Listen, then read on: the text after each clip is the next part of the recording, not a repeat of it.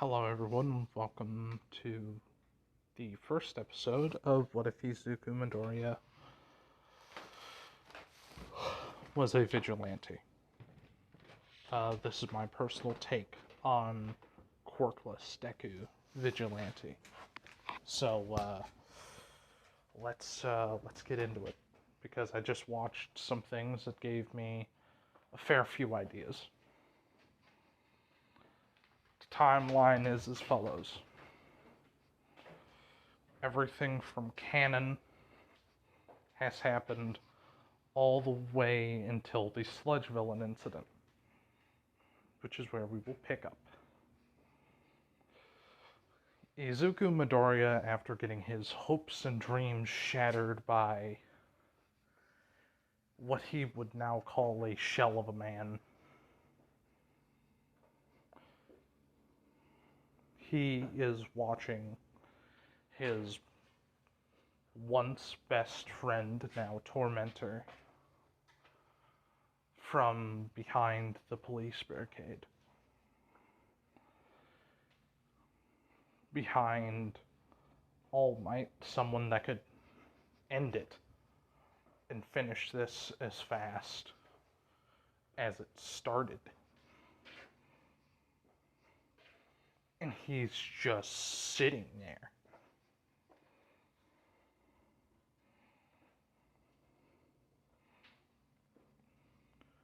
And All Might doesn't know he's there. I'm gonna say. He genuinely doesn't know he's there. And Izuku's just looking around and saying, why aren't they doing anything? Why aren't they helping him? He hears people muttering about quirks. And he's just staring, not even making any eye contact with anyone except for Katsuki. Now, Izuku doesn't necessarily care if Katsuki gets hurt. However, is still like a small fragment that's left of, should I even try? And he's going to walk up to All Might, and he's going to flick him in the back of the head. Just no respect at all. And he's like, go deal with it. And he shakes his head. And Izuku, for once, looks absolutely fucking livid. And he says, alright. And he's gonna turn towards him. Now, All Might didn't even know he was there. Right? Let's say in this one the roles were reversed. He got there first. Izuku second.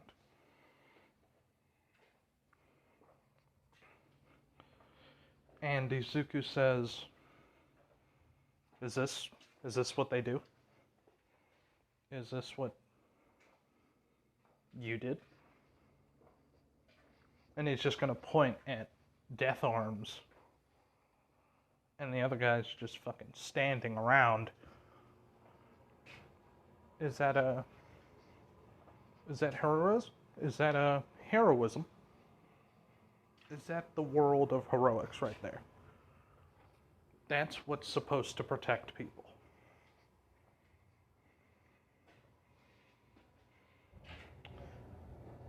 I think you're right. Small one. Whatever the hell your name is. I don't think the hero industry is the right thing for me. You know? Standing around watching a child die, that's pretty heroic, isn't it? And he's just gonna punch him in the shoulder. turn around, and start walking away.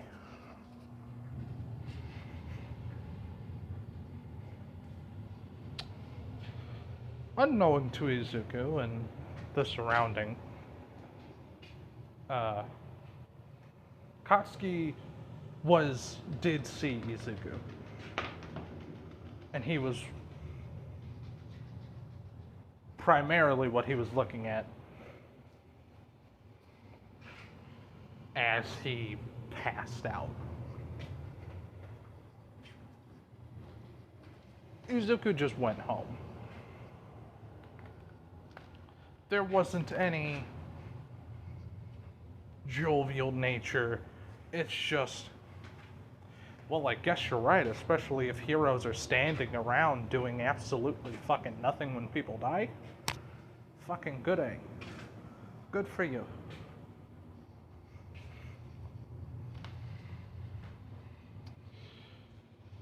Izuku just kind of walks, just keeps going. Goes home. He puts on a fake smile as per usual.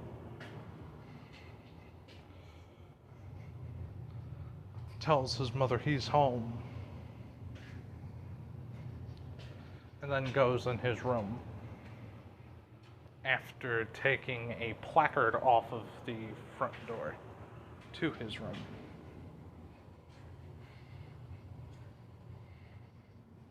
And he's going to sit on his bed.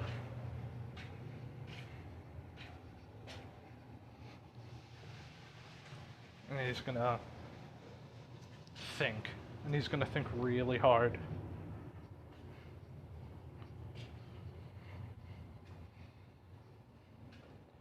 And he thinks of all these heroes surrounding Katsuki.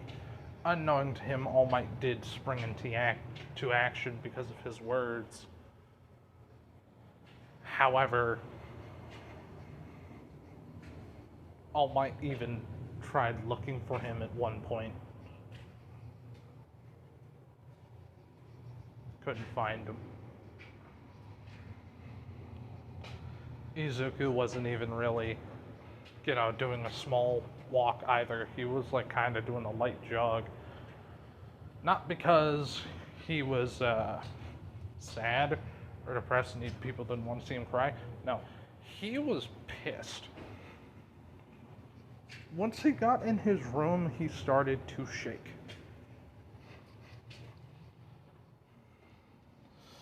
And at that, he nodded to himself and started taking off posters off of his wall, rolling them up, putting them in the original packaging, and 4-set posters.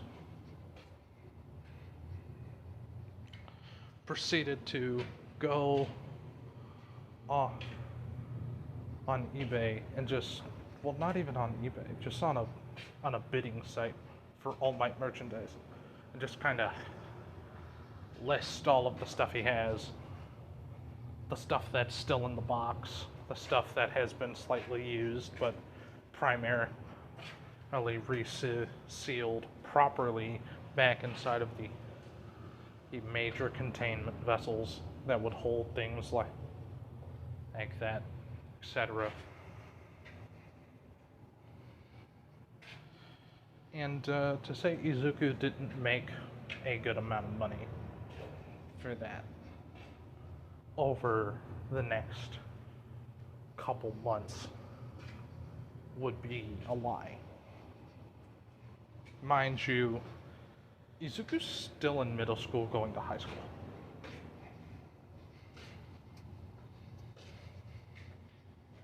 Izuku knows what he wants to do.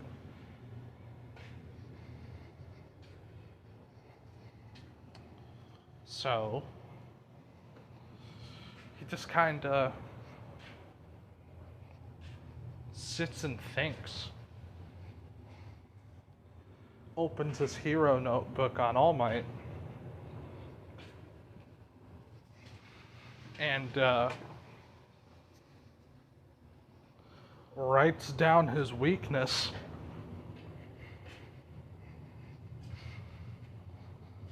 and the fact that his time limit is either going to go down further or X, Y, and Z.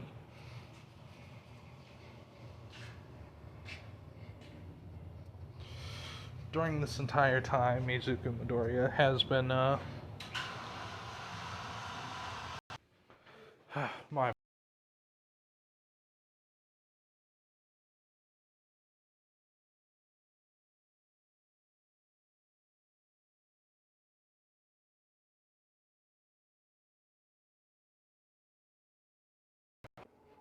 Alright, alright.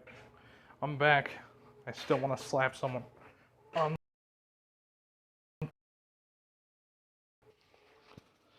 Izuku has 3 years to essentially futz around. 3 entire years to do what he wanted. Now, almost immediately, Izuku started looking for online schools for high school because he's not in the mood to deal with people in most scenario because of his status.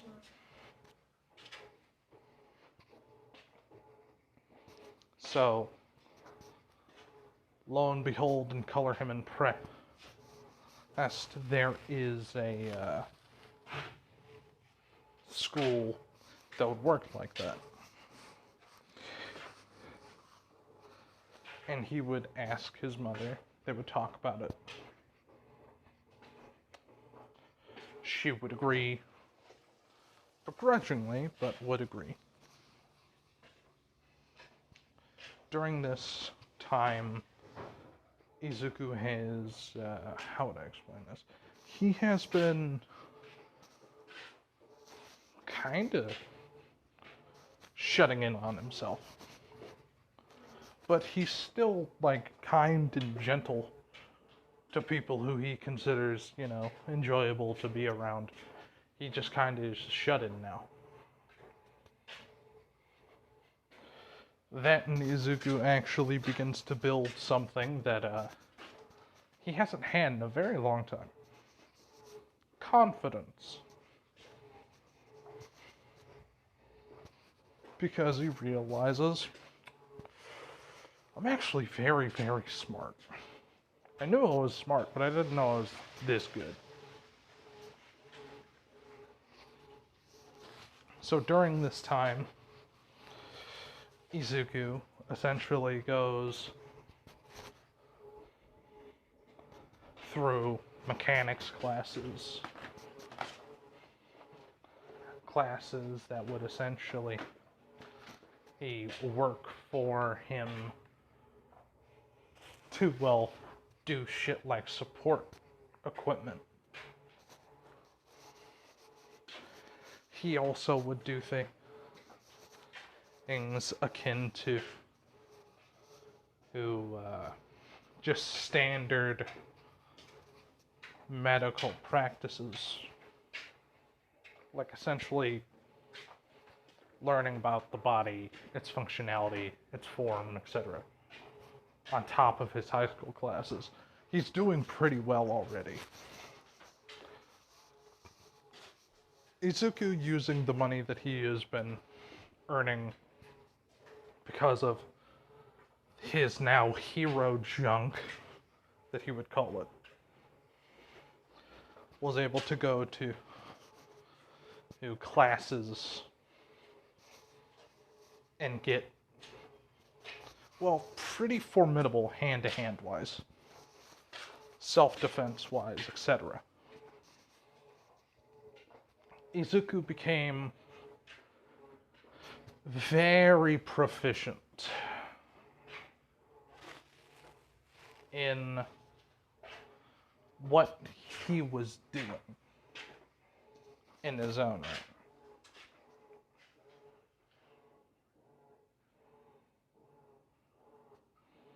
So during this time, in him attempting to learn, Izuku has also been working out, becoming better equipped because he's not going to go through hero work. Clearly, in his mind, those people, that day still fresh in his mind, knowing that All Might did do something, it's still one of those things to where he is disappointed. The fact that he had to say something to make him do something, that's why he's disappointed. And that's why he lost all respect for him. He just lost respect for heroes, period. Because there shouldn't be a nice option to deal with villains. There just should be I dealt with the problem. I don't need to need cameras. What I need is to help people. So he doesn't like heroes, he sure as shit doesn't like villains. He doesn't even really like people like vigilantes. He doesn't respect them. Izuku ended up starting to fall in with crowds at night. Not full-blown gangs, but he knows a few people.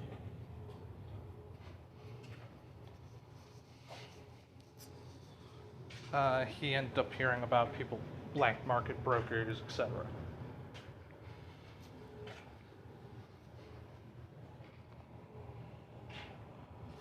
During the while, Izuku has been making schematics and adjusting them as such in one of his notebooks. The notebook is titled Wolf Suit, and that is it. Essentially, it details a gas mask, heavy armor plating around the chest, shoulders, knees, legs, etc.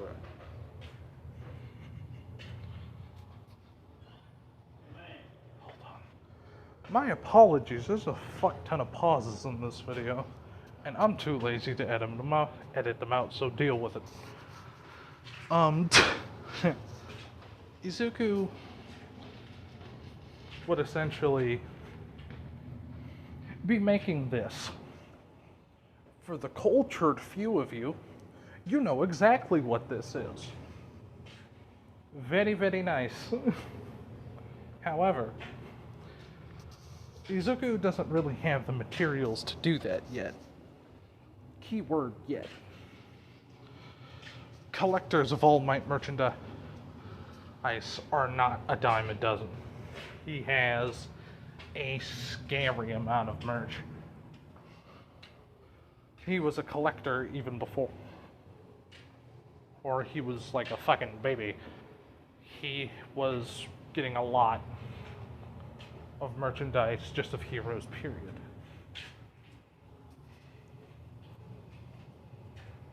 So, essentially, during this time period, during these 3 years, he has put himself through hell and back just to make certain that what he is trying to do in his mind is the best possible way. That he will do more help than harm.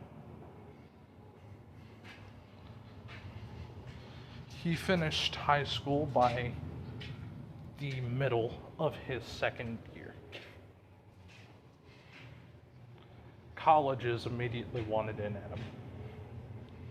And he only accepted colleges specifically with an online only application, which is what he wanted. Quirk studies, it would essentially be, he would be primarily accepted for quirk studies and just his support gear and be given a full ride through college. So, full scholarship. The only thing he needs to do is show up like once a month to prove, hey, you're alive, type shit. But other than that, about it. During this time, Izuku was primarily just training. Izuku is getting more muscular by the year, doing insane workout regimens.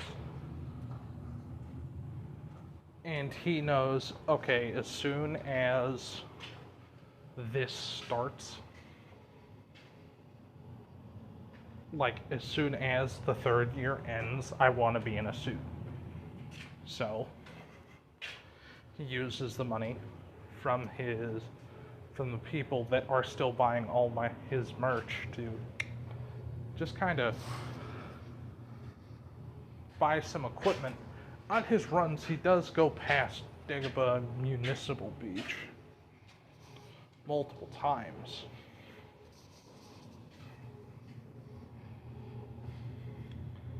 And Izuku knows, all right, that's a lot of metal for the taking. I'm gonna take that. So during that entire time, Izuku has essentially, under the guise of working out, taken the tools that he has bought, stashing them there,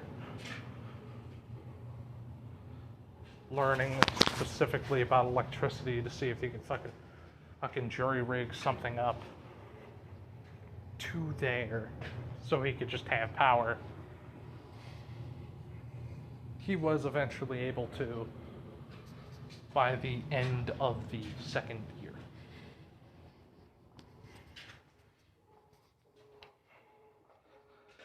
The final year would be nothing but work.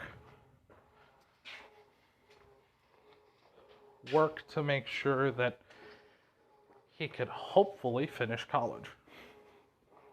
Because he is doing beyond amazing.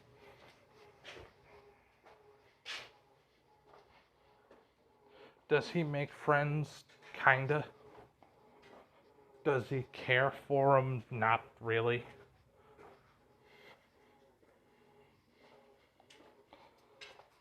Now, Izuku during this time has gotten in contact with one of the black market dealers about a very specific weapon and ammunition. Well, weapons alongside ammo for them. They would agree, but that would essentially drain Izuku's funding from the All Might stuff.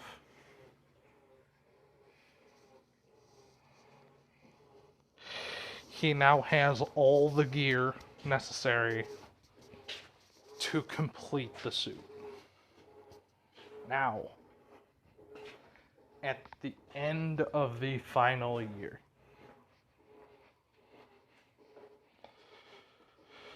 Izuku is ready. Izuku has also learned very important skills such as information gathering alongside hacking. He has also attempted to, well, not even attempted, he has just learned how to break down people's quirks on the fly. So, on the final day, Izuku, during this final year, has also gotten a job, a fairly well-paying one.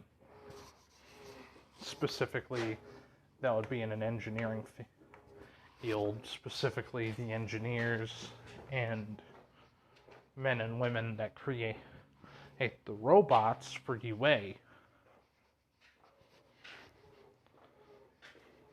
Which means he has a lot of resources just kind of at his disposal. He is very set up. His mother is proud. And to say that he doesn't send his mother money is like saying that it rains piss outside. He will do everything in his power to make sure that his mother lives comfortably. To be quite honest, that's like one of his main cruxes. He's a family man first.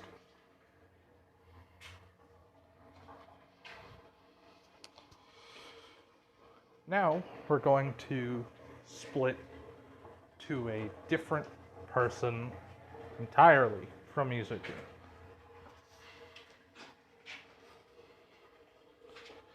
Mirako. Off of a usual patrol, the number 5 hero Mirako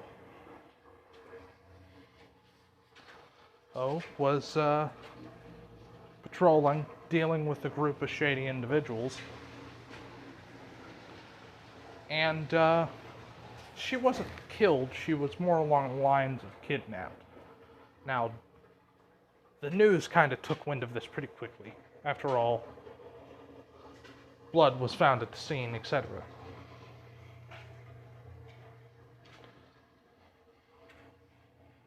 And Izuku immediately understood what this meant for him. His first job. The first time that Mizutafu's wolf would be hunting.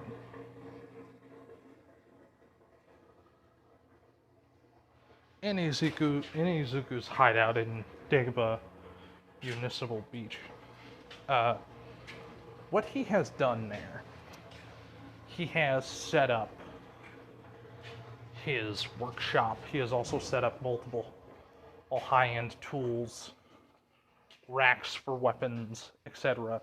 He has made multiple different modified rounds to deal with people that are, AP rounds for hardening quirks. Taser rounds for those who have water-based quirks that are kind of wet all the time. Essentially, he has bullets for every job. He also has a small computer lab alongside with internet access inside of what you could only describe as a cargo container that was alongside a truck that was just kind of left here to rot quite recently. The only reason it was left here to rot was because, well, to put it bluntly, the person who had it couldn't pay for it anymore. So this 16-wheeler had to get 16 wheels in the sand in the beach. But Izuku now has a mobile base. Izuku at this point knows fairly well how to drive, and to say that he hasn't learned how to drive this behemoth that underneath the chassis of the standardized big rig is armored as shit with bulletproof with windshields and windows, period, alongside a backwards access towards the actual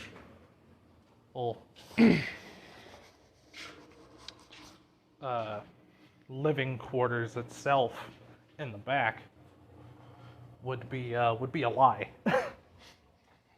So Izuku, or what I will now refer to him as when this picture is on screen, the wolf. Because there are two mindsets. There is the wolf, and then there is Izuku Midoriya. This is the first time the wolf has reared his head. He knows where Mirako was. After all, someone was going to sell her off to somebody. So,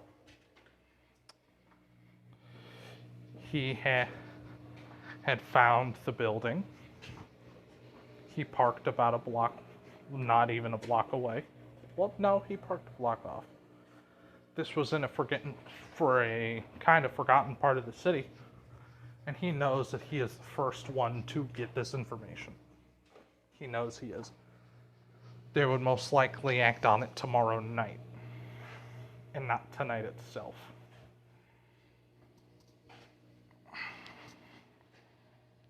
During this, the wolf has begun his first operation. Operation Ripping Out Hair, or at least that's what he called it. He is bad at operation names, but he doesn't really give a fuck. The wolf doesn't care.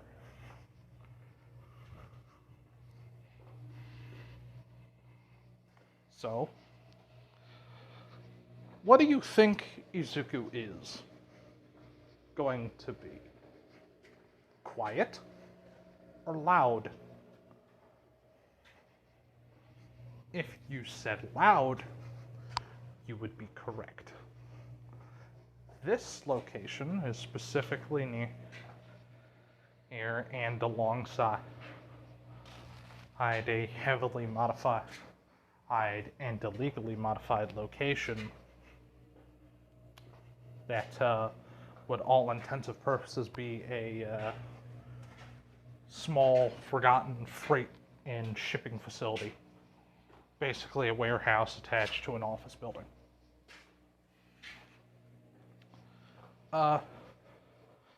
What Izuku did, he started on the second floor.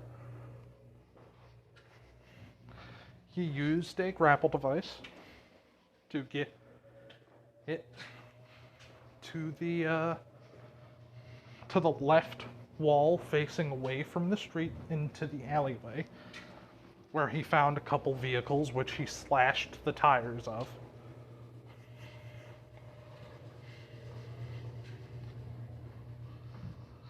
He was able to rappel off the wall and through a window, putting his spiked boots into the throat of a man, killing him almost immediately with his machine gun,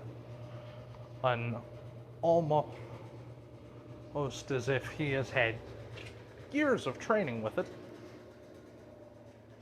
when in all actuality it's the suit doing most of the work. Izuku can handle this rifle with extreme capability. However, the suit makes it 100 times easier.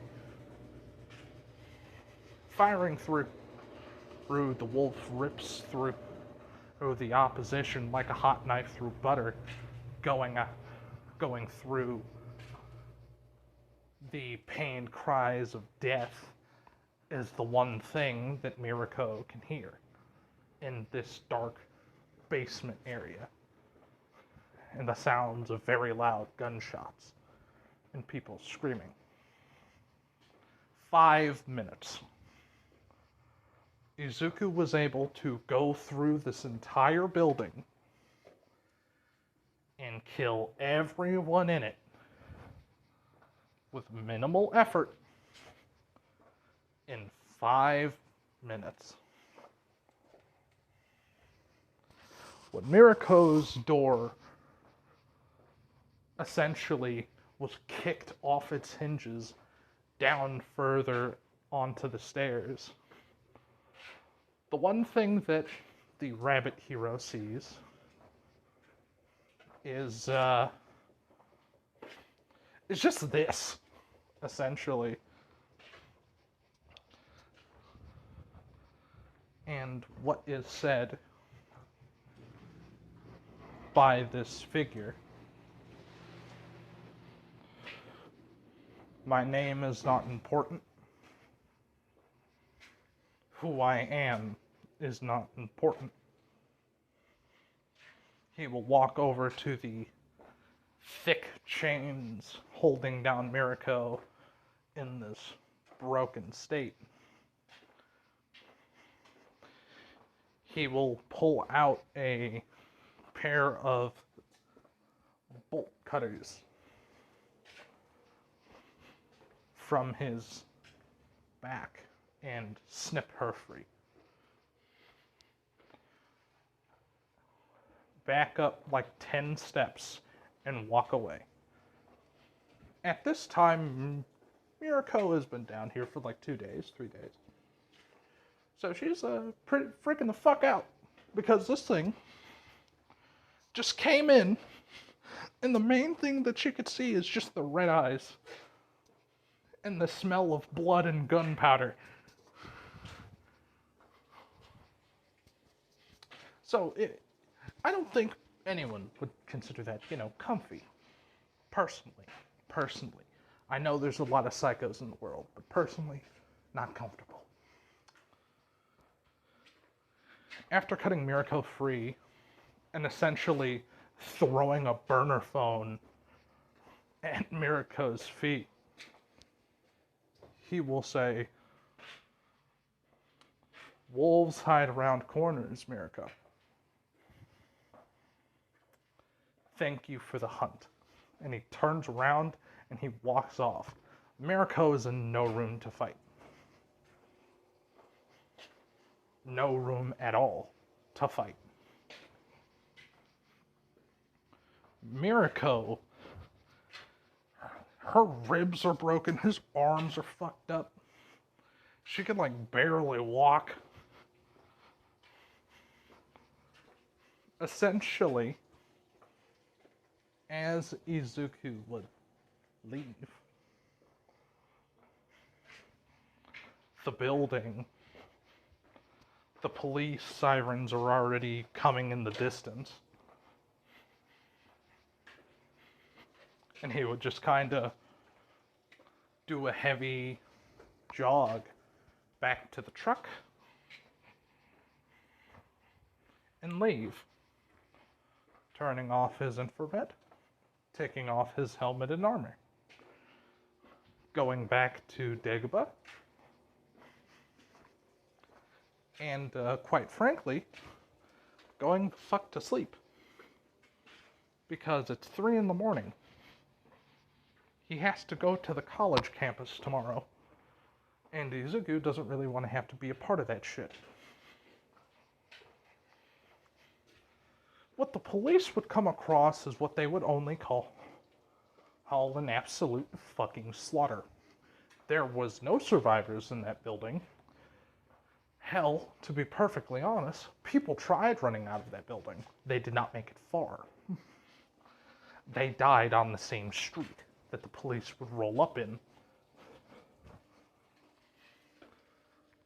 These men and women having guns of their own, some of them using their quirks. Izuku did have scuffs on his armor, but that was it. It was only primarily scuffs. Because Izuku used weaponry that he made and support items that he made, like flashbangs, smoke bombs, tear gas, just the whole 9 yards. these men and women got tactically ripped the fuck apart. As the police would essentially sweep the place, they would just see Mirko just kind of in the middle of the warehouse where clearly most of the fighting took place. Like, holy fuck, like, there were like upwards of 30 to 40 people in this building, plus 5 other people outside, so there was like 45 people in here. 5 of them tried bugging out. Like, this was a fight.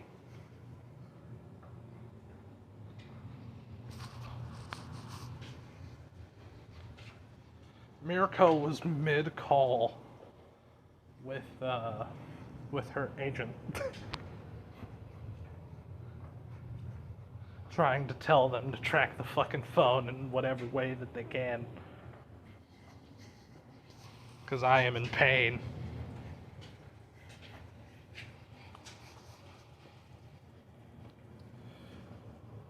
Mirko is kind of shooken up. Because she's putting on a brave face for the phone and the people that are seemingly coming in. However, if people like looked in her eyes, this shit is terrifying.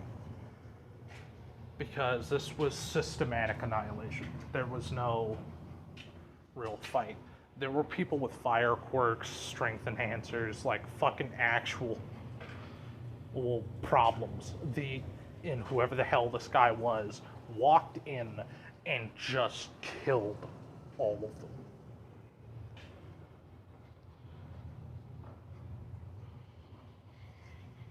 Within the hour, people like Eraserhead, Hound Dog, and Naoimasa have all come to this site primarily just to fucking figure out what the hell happened here. Like, only half of the bodies were able to get like moved.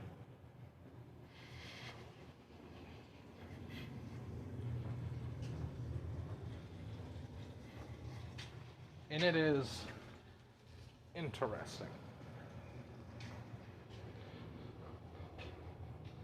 And during this time, through the grapevine,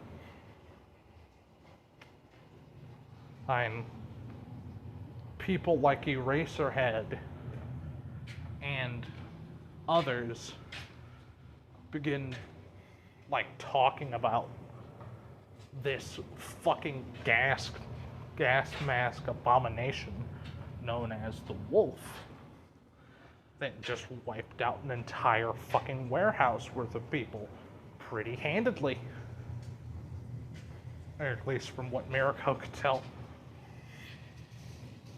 So, this would slip to the media. They would just know him as Wolf. They wouldn't know what the R looked like. They just know, oh fuck, new vigilante out there, folks. Wiped out an entire building's worth of people. Yada yada yada. But Izuku doesn't like the fact that the media knew about him literally after his first job. Granted, it was a loud fucking job, but he didn't think it was that loud. But, someone eventually, after some time would pass, like the first 2 weeks of the new school year, which at this time Izuku has essentially finished up college, and more or less made it perfectly clear, hey, I am smart as fuck. And very successful. So during this time, Izuku was able to, I want to fucking punch someone. It might be a bit more echoey, however, it cannot be helped.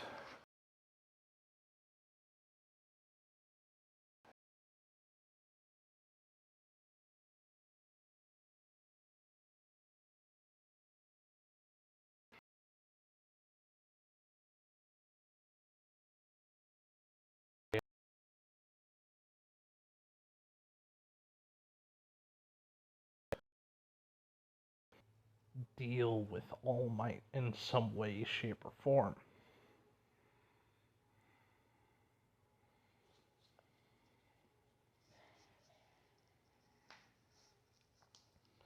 And he put out the word that he needed a warper. Someone that could give him very quick exfil if needed.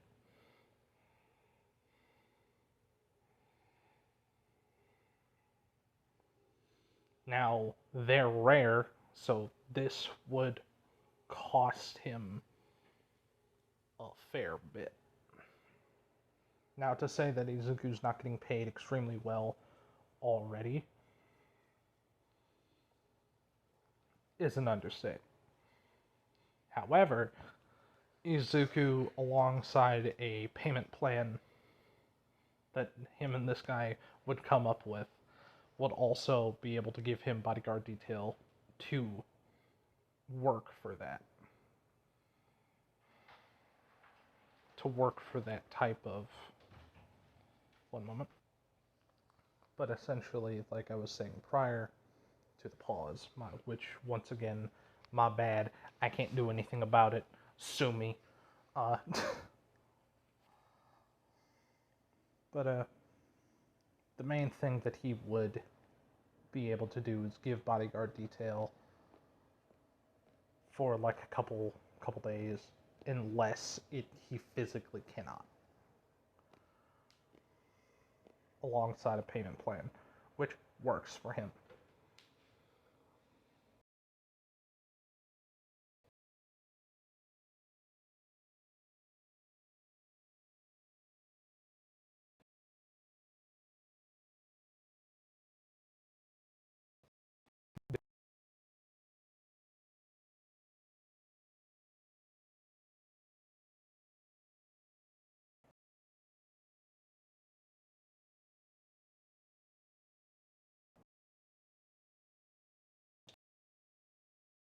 Essentially, what Izuku would tell him to say for like a power set, to tell him, to tell them that essentially what he has is a low level teleportation. It's nothing big. Essentially what he's saying is to lie. What his quirk is able to do is to designated locations, he will be able to teleport him and whoever he is touching to said designated locales.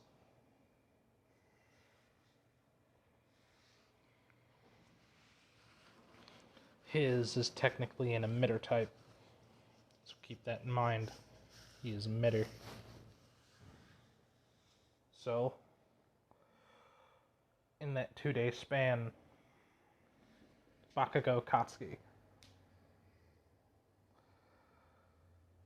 he hasn't seen or heard hide nor hair of Izuku at all for the past couple years. And to be quite frankly, it's good. The nerd shouldn't care. And he shouldn't care about the nerd. However, he's been thinking about him a lot more than, what would be usual.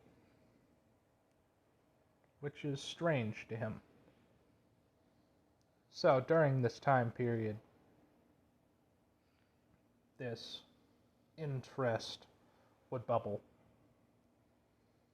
He's thinking about Izuku on the way to the USJ. They would enter the building. 13 would go over the usual spiel.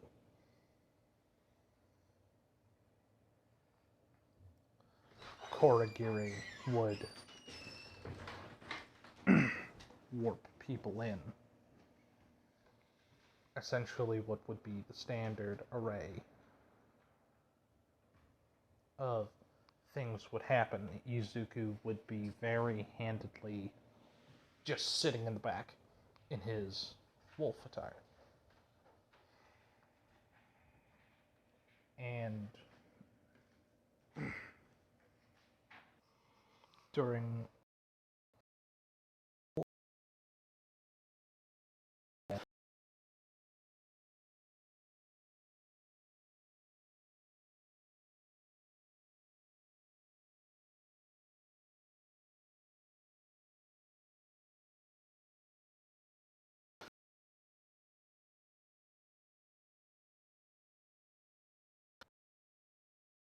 the main plan with him, he's going to wait to see what happens. Korigiri and Shigaraki just assumed he ran off. No. This was very much just a cover-up. He knew what was going to happen, and he knew what he was going to do. Did he know the exact layout of the place? No. One moment. Essentially, Shigaraki, Korigiri, they didn't really notice. Well, people noticed him, because how the hell do you not notice this? This is kind of scary to just have in a group. So essentially, the entirety of the time, Izuku was just checking his weapons, making sure everything was loaded, etc. And the man that he has designated 6 says, "So what? Do you just want? What's the plan here?" And he's like, "Well,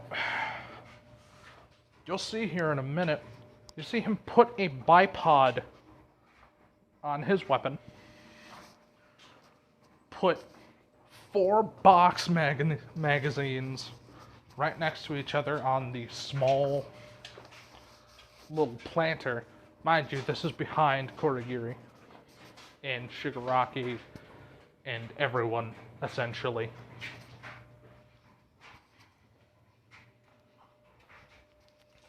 And what Izuku does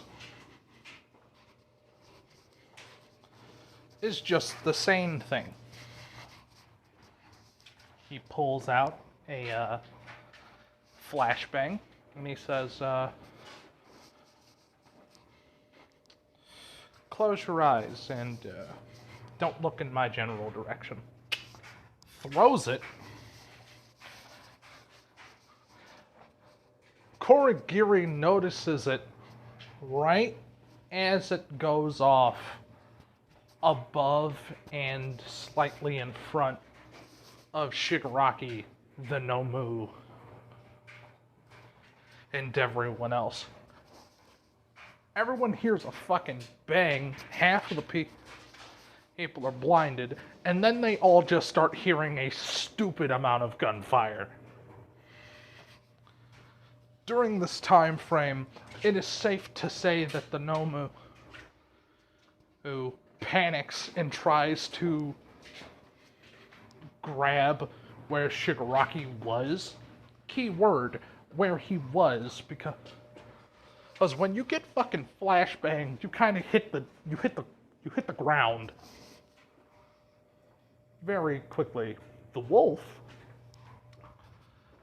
specifically his entire setup, is made to not have to deal with that shit. And he opens up, tearing into Korigiri, Shigaraki's legs and lower back, the Nomu, but it just kind of pitters off. And the fucking crowd of people surrounding Eraserhead. Now,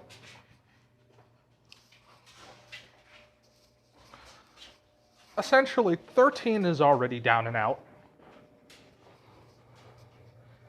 And Izuku just empties the fucking box mag.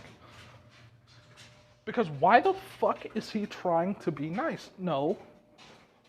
He's doing the hero's job for them because they were too lazy to upgrade their shit. At least in his mind. So, after essentially airing out the main plaza,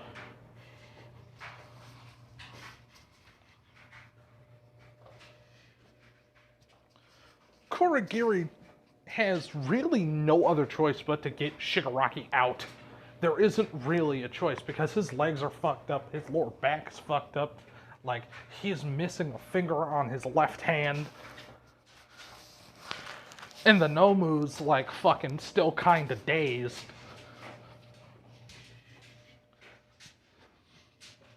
So essentially what happens is Izuku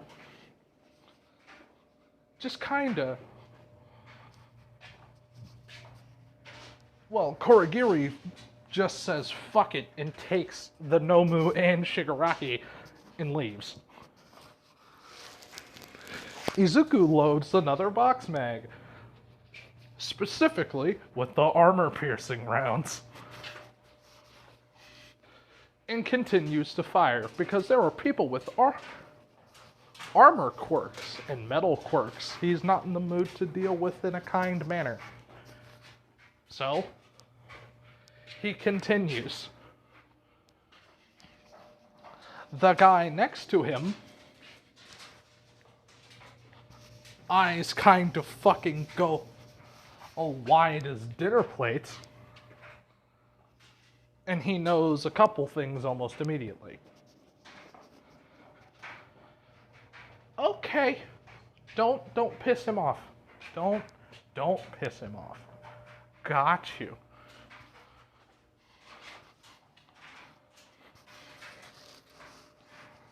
Now, essentially now that the guy who was jamming the signal for the USJ in its entirety is dead because of Izuku putting multiple rounds in his chest and making fucking holes the size of golf balls as exit wounds.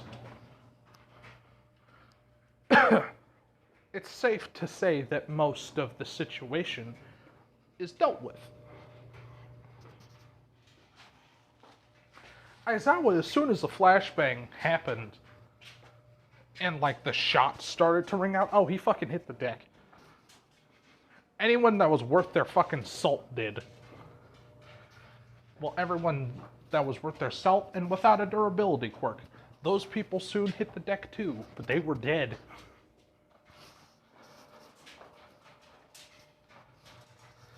And Aizawa kind of just looks up, sees this basically on the other side of a bush, just rattling off shots.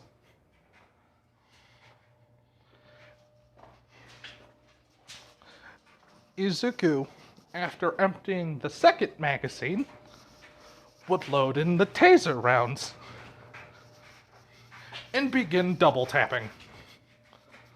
He's making sure every target is indeed fucking neutralized. Aizawa just kinda leaves. He's kinda forced to leave. He doesn't have a choice. He runs, and he's running pretty good all the way up until the taser round just starts fucking ranking over his body. Because you could only outrun bullets for so long. All the way until they start pointing the gun in front of you, just slightly. Because you're moving in that direction. About 17 shots hit Aizawa in the chest. He is not conscious. He isn't dead either.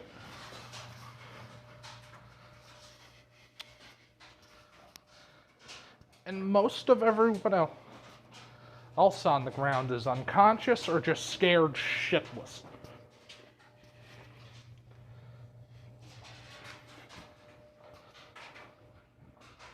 This is when All Might bursts in through the front door. Which is when Izuku says, "Now we leave." Six grabs him by his shoulder and disappears alongside with him and his box magazines.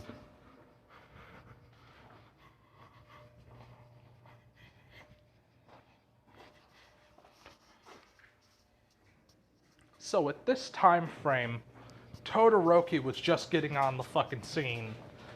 Same with Katsuki. Sue and Mineta kinda watched this guy just fucking lay out an entire crowd. And Mineta didn't want to go there. Froppy didn't want to go at it. Suyu didn't want to fucking touch that. Same with, well, how would I put it? Same with our local class representative, which in this one would be Momo Yaoyorozu.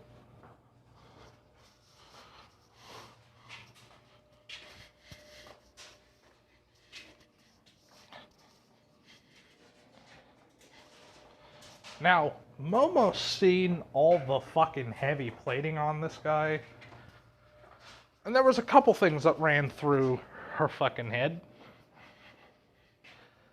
The blatant fact that attacking him would be the equivalency of throwing rocks at a tank. It wouldn't really do anything. But as soon as he fucking disappeared,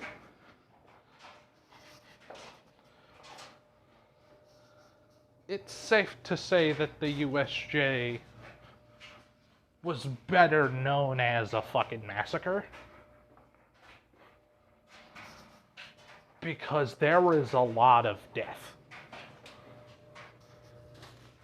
in that main plaza, which there was the most amount of people. The people that did survive, like Aizawa, and people that were able to survive that had durability quirks that were able to, you know, survive the initial fucking barrage, but got knocked like flat on their ass.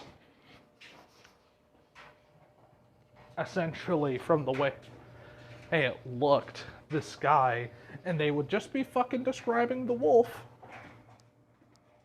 joined them, didn't say a fucking word, ran off, and then just started airing them out alongside their, what they thought was their boss.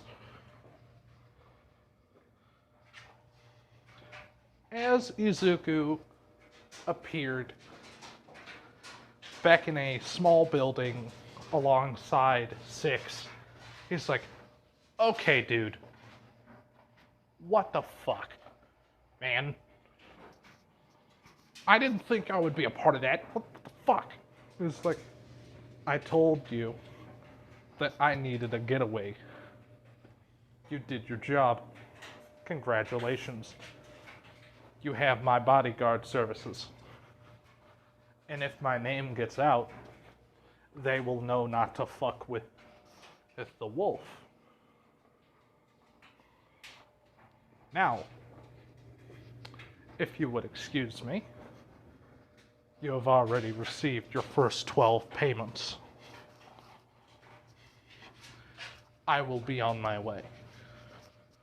Here is a number to one of my burners. Call me when and if you need a bodyguard detail. We're gonna slam to Shigaraki, who lost parts of his finger. Specifically, I want to say his pinky on his left side. He also lost, like, 2 of his hands that he had, alongside his father's hand, which pissed him off to no end.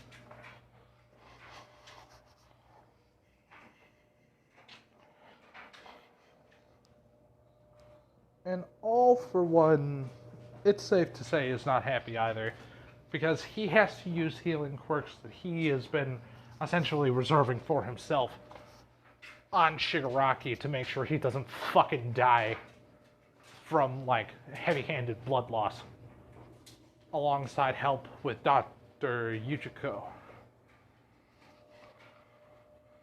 If it was not for those two people, the wolf would have fucking killed them all.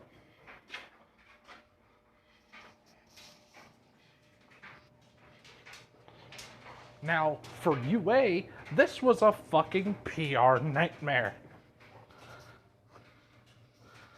An entire slaughter, just an entire, like, wave of death over the entire UA campus. You can't tell me that that shit isn't gonna have to be let out. The press ate that shit up because of the survivors and their connections. Some of the survivors figured out, hey, yo, that was that wolf guy who fucking saved Miriko's life. And some of the police officers that were more easily loose-lipped when it came down to Green got the description of the wolf out to the public, which did not make it work. It didn't make it better. After getting a sketch of this, it isn't good.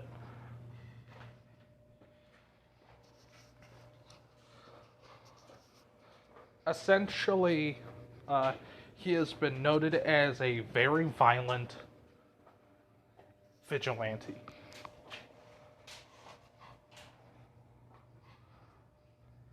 And what Izuku would think of this, it would be something of a first reckoning.